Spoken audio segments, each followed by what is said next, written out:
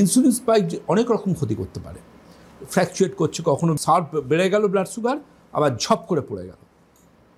Patient তো আর জানেন না, তিনি ধরুন সুগারের জন্য 2-3টে ওষুধ খান, ট্যাবলেট ক্যাপসুল, তিনি সেগুলো খাচ্ছেন বা ইনসুলিন নিচ্ছেন, কিন্তু হট করে দেখবেন যদি এরকম যদি বেড়ে যায়, তার মানে সুগার বেড়ে যাওয়াটা তো খারাপ, কিন্তু কমে যাওয়াটা আরও খারাপ। পেশেন্ট পুরো একদম কোমার মতো চলে যাবেন, হাইপোগ্লাইসেমিক এফেক্ট বলা হয়।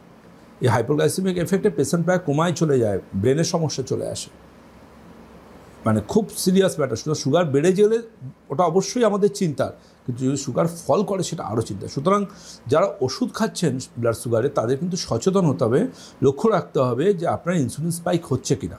তার জন্য গ্লুকোমিটার রাখতে হবে, সঙ্গে একটু চিনি রাখতে হবে, আপনাকে বুঝতে হবে আপনার মধ্যে ইনসুলিন স্পাইকের টেন্ডেন্সি আছে কিনা। হ্যাঁ, এটা কি করে বুঝবো যে ইনসুলিন স্পাইকের টেন্ডেন্সি আছে কিনা? শুনুন, বাড়লে তো বোঝা যাবে না, কিন্তু কমলে অবশ্যই হাইপোগ্লাইসেমিক এফেক্টে চোখে অন্ধকার দেখা, উইকনেস, হাত পা ঝিমঝিম, এগুলো তো বোঝা যায়।